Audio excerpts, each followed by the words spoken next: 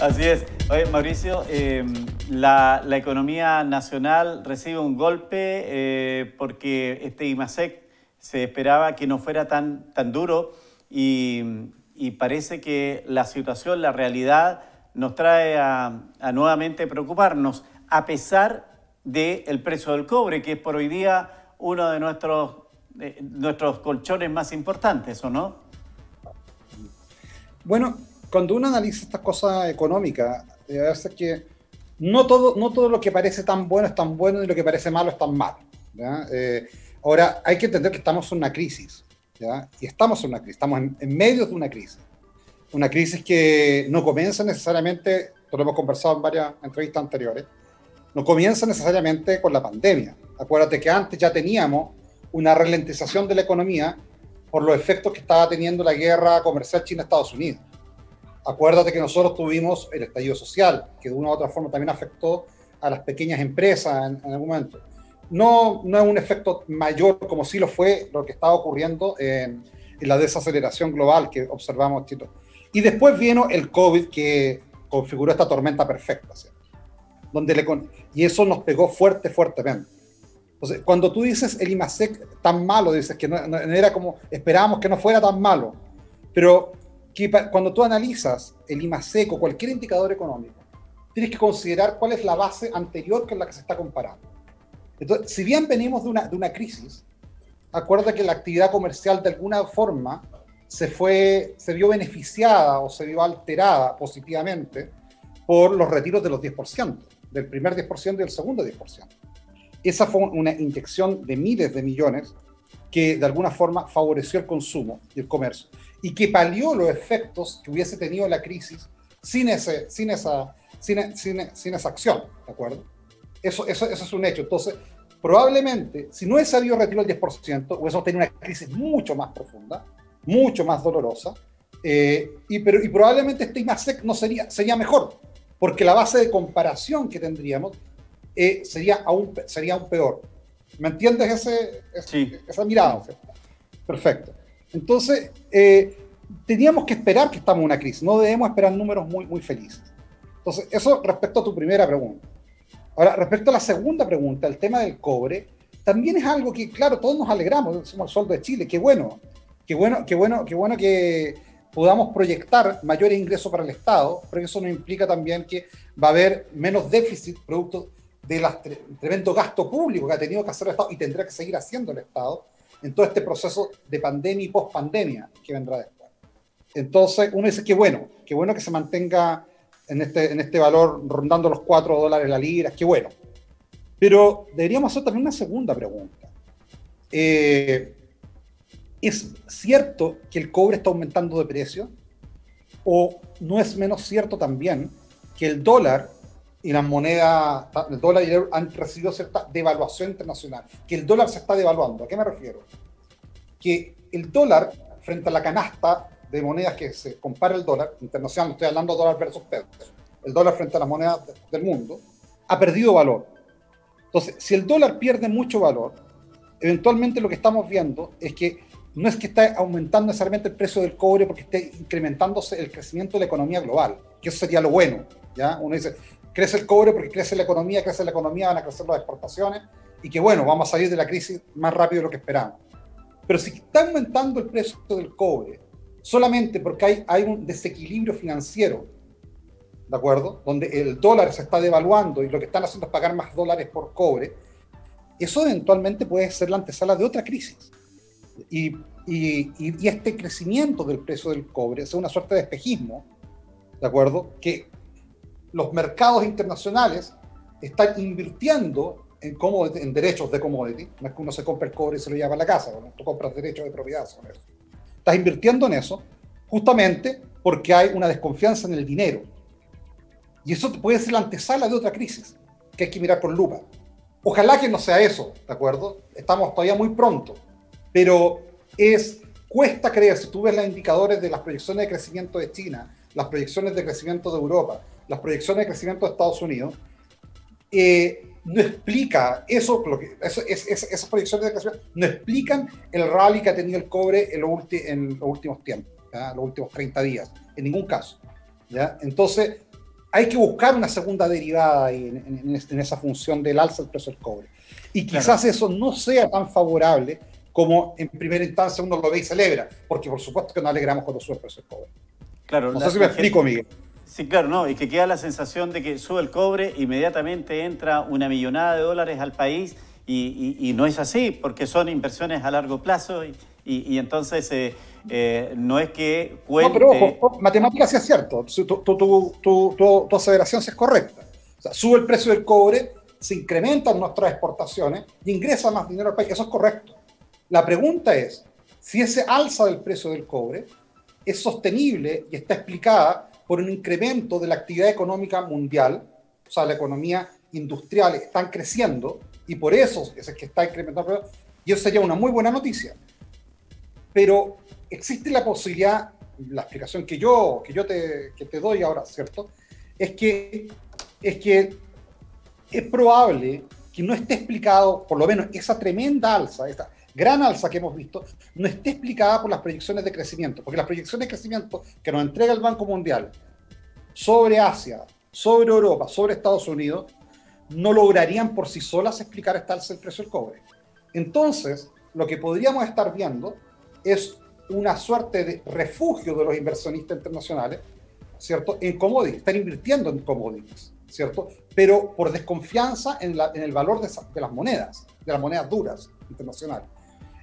Es Así poco es. lo que los chilenos podemos hacer sobre eso, más allá que observar y ser cautos.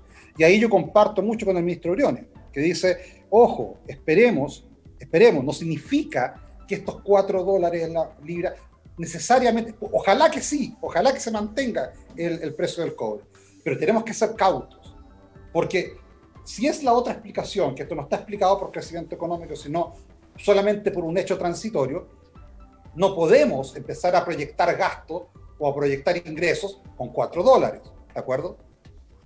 A eso es lo que yo voy. Ahí está la precisión. Mauricio, y el efecto de todo lo que hablamos respecto de lo que significa nuestra economía tiene un referente inmediato, que es el empleo. Una situación que parece compleja mientras vivimos este momento de pandemia y que no es solamente de Chile, es del mundo. Así es. Que también lo hemos conversado varias veces. O sea, el gran problema es que la pandemia, a los que más nos afecta, al que más le afecta, es al mediano, al pequeño, al microempresario. ¿Ya? Que si bien en el PIB eventualmente no tienen el mismo impacto que tiene la gran empresa, pero sí la tienen en el empleo, eso lo sabemos nosotros, ¿cierto? Que son esa pequeña, mediana y microempresa las que genera el gran.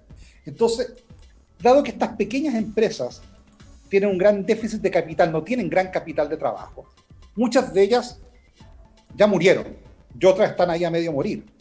Entonces, eso ya ocurrió, ¿de acuerdo? Eso ya pasó. Ya tenemos esas personas que quedaron desempleadas. Algunas de esas personas se han reinventado, han salido a buscar trabajo con cuenta propia, trabajo precario, ¿ya? Y eso de alguna forma mejora los indicadores de desempleo, que serían aún peor que los que hemos visto, ¿de acuerdo? Pero otras partes no tienen cómo hoy día salir a encontrar nuevamente trabajo. Porque, te repito, estamos en una situación de crisis y no se va a acabar la crisis mañana ni pasado mañana, aunque tengamos cobre a 4. ¿Ya? La buena noticia de que si el precio del cobre se mantiene alto es que el Estado va a tener recursos, ¿de acuerdo?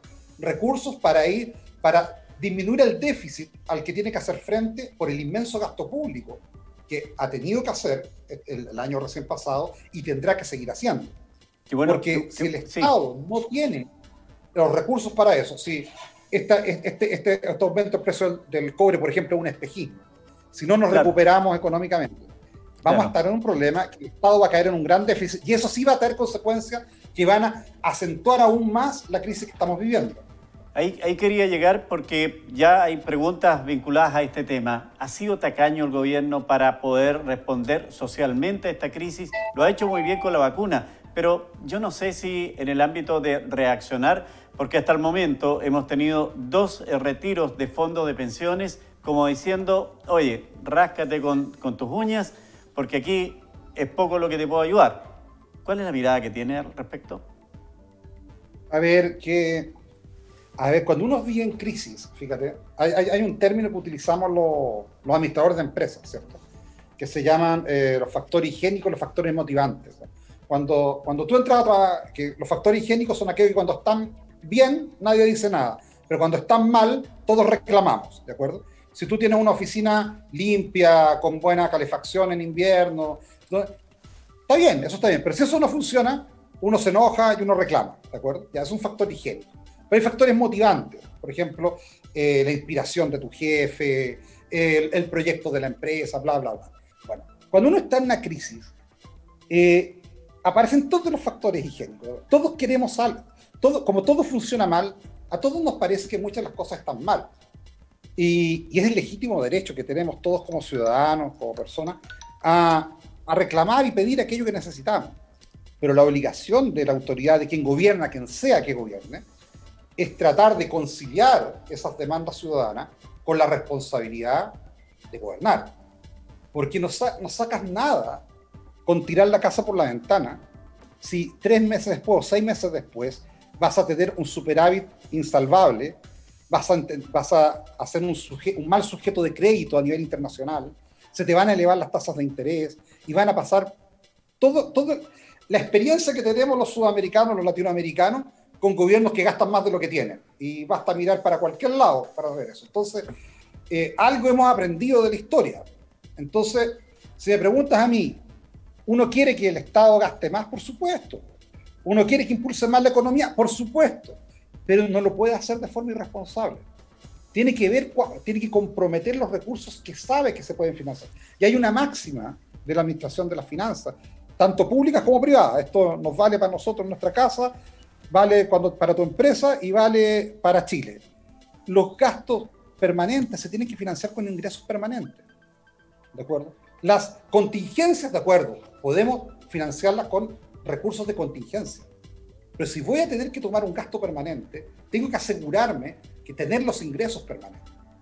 Y en esa línea creo que a lo menos la administración del último ministro, el ministro Briones, lo ha hecho bastante bien, a mi parecer. Bueno, quisiésemos más, sí, por supuesto. Pero hay que sobre este tema, Eugenio Carinado nos dice, usted como economista, ¿está de acuerdo con que gracias a los retiros del primer y segundo 10% han movido o dinamizado la economía durante la pandemia? Y se nos viene el tercer retiro, dice también. A ver, sí, Eugenio, estoy de acuerdo. El primero y segundo claramente fue una inyección a la vena para la economía. Y no generó los efectos negativos que eventualmente muchos, entre eso que me incluyo, pensábamos podría generar. Que podría haber generado presiones inflacionarias o desequilibrios internos. Sí, tienes razón. Dinamizó la economía y ayudó a que la caída que tuvimos del PIB, de la actividad comercial, no fuera tan grave como podríamos haber esperado. Tienes toda la razón. Ahora, un tercer retiro, yo no estoy tan de acuerdo, derechamente, por lo que te decía anteriormente. Porque uno, a ver, si yo lo veo desde el punto de vista de la persona, claro, el que tiene poca plata hoy día en el retiro, en su fondo, dice, bueno, si yo no retiro lo que me queda, voy a tener una pensión muy cercana a la pensión mínima. Por lo tanto, me da lo mismo que no me quede nada a tener la pensión mínima. ¿De acuerdo? Ese es el razonamiento, digamos, de los que tienen poco puesto ahí hoy día y que no les importa porque necesitan la plata ahora y no esperar algo que va a ser en pensión más o menos equivalente. ¿Estamos de acuerdo, Miguel? Correcto. Ese es el razonamiento. Perfecto, yo entiendo ese razonamiento. Sin embargo, desde el punto de vista de la responsabilidad fiscal, esa persona que hoy día, es verdad, va a tener una pensión baja por esa plata que tiene ahí, si pasa a tener cero, pasa inmediatamente a ser responsabilidad del Estado. Como te dije, ingreso permanente, costo permanente, ingreso permanente. Eso pasa a ser un costo permanente y hay que proyectarlo. Y la pregunta es, toda esa carga que vamos a transferir al Estado hoy día, ahora ya, ¿está el Estado en condiciones de hacerse cargo en el mediano plazo? Y la verdad es que mi respuesta es que lo veo poco probable. Entonces, vamos a tener un sistema que va a colapsar en definitiva. Bueno, para algunos creen que esa es la solución. Yo prefiero las reestructuraciones que los colapsos. Soy un convencido que cuando tú vas a cambiar la casa, arreglar el techo de tu casa, lo tienes que hacer cuando el clima es bueno y no cuando es malo. Bueno, si te agarró la tormenta, hay que trabajar con lo que hay. Pero yo preferiría que se fueran haciendo las reestructuraciones para ir mejorando el sistema, cambiándolo, que tomar una decisión que por insolvencia después tenga que colapsar. En mi opinión respecto de eso.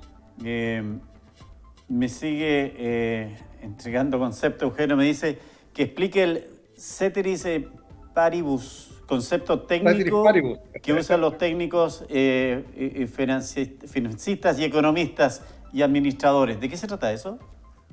Mira, el ceteris paribus significa todo lo demás constante. O sea, es una forma de simplificar el análisis, pero hay que hacerlo muchas veces para tener un análisis correcto, sino es tan simple que no significa nada. Me explico. El dólar, lo que tú me decías al principio de la conversación, el cobre subió $4 la libra, ¿de acuerdo? Y teníamos proyectado a 3. Por lo tanto, se incrementó, ¿cierto?, en como un 30% los ingresos proyectados, ceteris paribus. O sea, estoy solamente suponiendo que se elevó el precio del cobre y estoy dejando todo lo demás constante. ¿De acuerdo? Pero no estoy diciendo, si esta fuera una buena noticia, que se está elevando el precio del cobre porque está incrementándose la actividad económica internacional, deberíamos esperar en poco tiempo que también se incremente el precio del petróleo. ¿De acuerdo? De acuerdo. Y para nosotros los chilenos que somos importadores de petróleo no es tan buena noticia eso. De hecho, eso nos podría, actualmente si incrementase mucho, generar presión inflacionaria. Entonces, cuando yo digo ceteris paribus, digo todo lo demás. Subió el precio del cobre y dejo que todo lo demás no se mueva. Y ahí digo cuánto es el incremento. Se va a incrementar la balanza comercial en tanto, se va a incrementar la balanza de pago en tanto, va a incrementarse el PIB en tanto, en consecuencia el empleo en tanto, XXX. Eso es lo que pregunta nuestro amigo en este momento. Eugenio. Oiga, Eugenio. Y Mauricio, para cerrar con esto, ¿cómo ha estado el gobierno en el tema de bonos? Alguien me dijo, ¿sabe qué es lo que yo haría? Por RUT, mayores de 18 años, aquí tienen un aporte mensual. Y me ahorro esto de estar diciendo que vamos a hacer un bono para quienes quieren cumplir con esta u otra requisito para postular. Y hemos visto que las postulaciones en verdad no funcionan adecuadamente. E incluso algunos se han saltado esta barrera y no teniendo los requisitos igual han recibido estos aportes. Estoy hablando de funcionarios públicos. Tienes toda la razón. A ver, ¿cómo decírtelo coloquialmente? Otra cosa es con guitarra. Hablar de aquí es fácil. Me imagino. Claro, todos queremos los bonos. Son re entretenidos. Y que sea así de fácil como lo planteas tú. El problema es que no... Había una canción de los años 60, una salsa, no hay cama para tanta gente. Willy Colón creo que la cantaba. ¿Ya? No hay tanta plata como para hacer eso. Caerías en déficit a futuro, si lo haces así de fácil. Entonces tienes que tratar de focalizarlo. Ahora, lo que tú planteas de si llega a que no es, si los trámites son expeditos, no, bueno, eso es agilizar la gestión del Estado y creo que es un trabajo que todos queremos que ocurra. No me cabe duda que quien gobierne también quiere que eso ocurra, ¿ya? Y hay personas que pienso yo son el error del sistema. No creo que sea la generalidad, la gente que quiere engañar, defraudar, que siempre anda buscando cómo. Pienso que esos son el error del sistema. Y es imposible borrar el error. El error existe, está ahí, ¿ya? Y algunos de esos errores son a malas personas también, concuerdo contigo.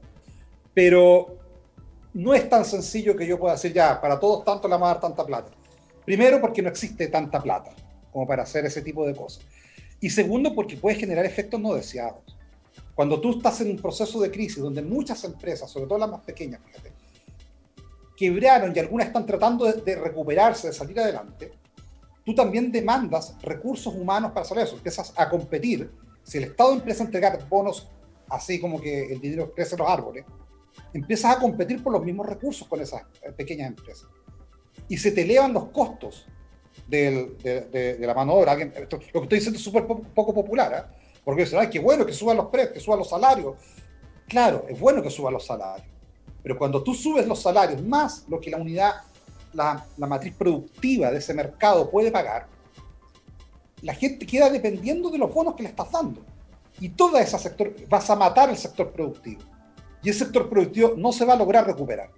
Y bueno, la gente te importa, tiene los bonos, pero cuando el Estado no tenga plata para pagar los bonos, porque no va a tener plata, porque la plata del Estado viene de lo que saca del crecimiento económico, del impuesto que pagamos las personas, no va a tener, no vas a tener trabajo, no vas a tener bonos, y va a estar en una crisis aún peor que la que estamos. Te lo estoy diciendo bien simple, muy hasta casi una caricatura, pero para poderlo explicar. Eso es lo que pasa. Y por eso es que hay que ser responsable. O sea, Max Weber, un economista y filósofo austriaco, decía que uno tiene que encontrar un equilibrio entre lo que es la responsabilidad y la convicción. En este caso, la convicción que probablemente casi todos tenemos es que queremos que la gente viva bien, queremos que las personas lo pasen bien, queremos que nuestra sociedad sea mejor. Y eso implica gasto público, pero también tenemos que ser responsables. No podemos gastar así como que sobra el dinero y después vamos a estar todos mal de nuevo. Vamos a ser muy populares los próximos 5 o 6 meses. Pero ¿y después qué pasa? ¿Qué viene después? Esa es la razón por la que yo no estoy de acuerdo en esas pociones mágicas que dicen a todos los mayores de 18 años por RUT le damos tanta plata. No estoy de acuerdo en eso. Tiene que ser responsable y eso implica que exista algún razonamiento lógico detrás de aquello. El más adecuado, hay que discutirlo y siempre tenemos que mejorar la capacidad de gestión pública, por supuesto. Así es. Bueno, Mauricio, ha sido un buen encuentro de comienzo de año con el tema económico. Un año que usted también tiene mucha pega porque la otra parte, como analista político, vienen elecciones y todo eso. Y en un minuto, ¿comparte la idea de que las elecciones sean en 2 días, sábado y domingo, como lo está planteando el proyecto del Ejecutivo? Yo, que sean de 2 días, no creo que sea gran complicación. O sea, siempre es mejor mantener los sistemas como están, sobre todo si han funcionado. Nuestros procesos electorales han sido ejemplares, no solo a nivel de Sudamérica, incluso a nivel OCDE. Tenemos buenos procesos electorales. Por lo tanto, siempre es mejor tratar de no tocarlo. Sin embargo, estamos en que hay que tocarlo porque hay una seguridad sanitaria. Siendo así las cosas, no creo que sea un problema que sean 2 días. Lo que sí pienso es que debemos tratar de, si vamos a separar algo, separar los grupos etarios, separar a las personas. O sea, que vayan los de más riesgo, los mayores, un día, los de menor riesgo otro día. Pienso que eso sería lo conveniente. No tocar las elecciones. O sea, que se vote por un día para unos y por otro día para otros. Por ejemplo, un día concejal, otro día gobernador. No estoy de acuerdo con eso. Eso sería incidir aún más, que igual todo va a afectar, pero sería afectar más el sistema electoral, la participación y cosas que no queremos, ¿de acuerdo? Serían más imperfecciones al proceso. Separamos edades, pero no las elecciones. Mauricio. No las elecciones. Agradecido como siempre. Un abrazo, que le vaya muy bien, que tenga un gran año. Buenas tardes. Igualmente, Miguel, que te vaya muy bien. Nos vemos. Chao, chao. Mauricio Pauterrier nos entregaba detalles respecto al tema económico y también la pasadita al final, la situación de elecciones.